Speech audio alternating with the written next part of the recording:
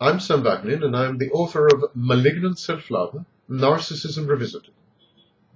When narcissistic supply is deficient, the narcissist decompensates. He acts out in bizarre and unusual ways.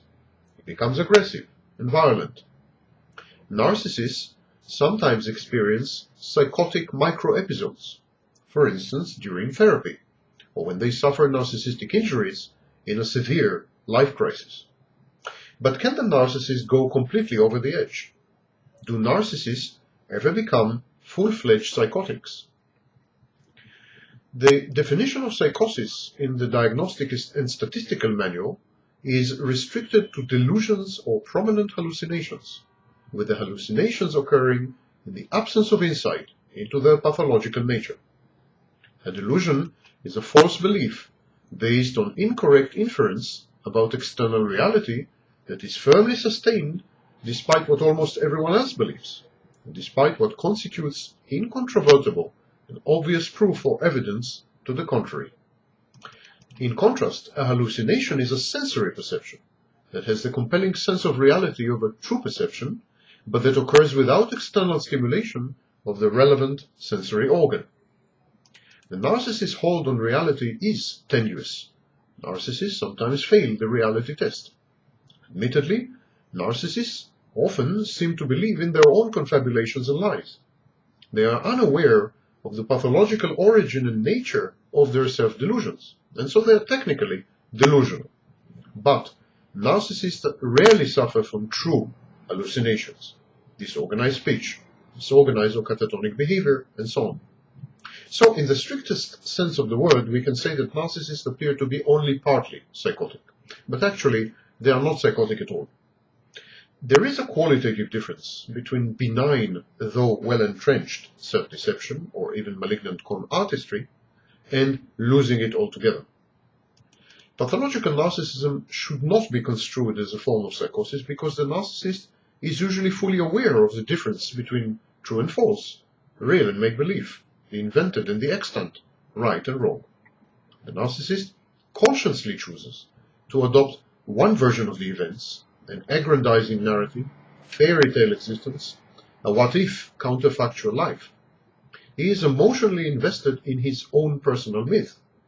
The narcissist feels better as fiction than as fact, but he never loses sight of the fact that it is all just fiction.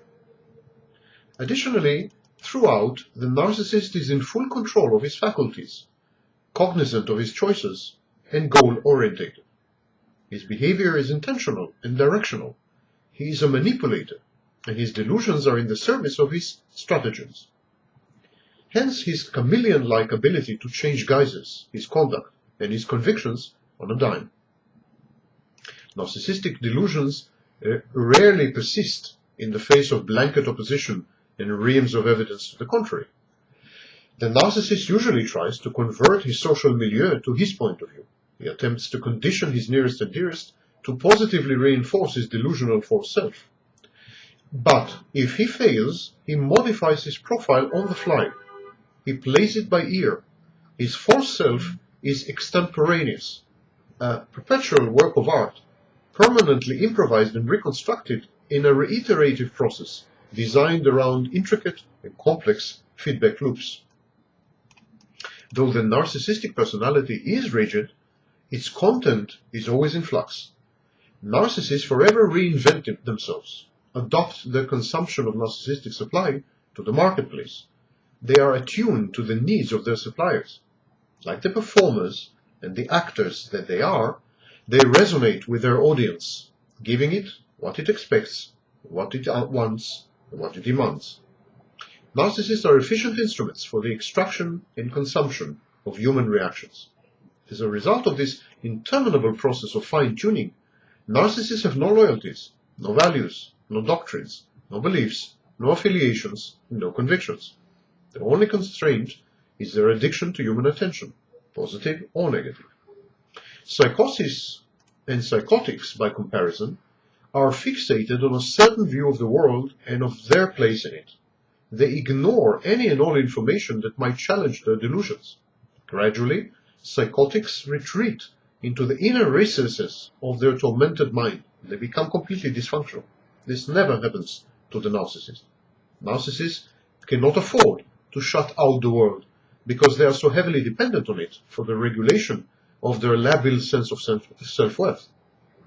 Owing to this dependence on narcissistic supply, narcissists are hypersensitive and hypervigilant. They are alert to every bit of new data. They are continuously busy rearranging their self-delusions to incorporate new information in an egocentric manner. This is why the narcissistic personality disorder, in my view, is insufficient grounds for claiming a diminished capacity or insanity defense. Narcissists are never divorced from reality. They crave it, they need it, and they consume reality in order to maintain the precarious balance of their disorganized, borderline psychotic personality.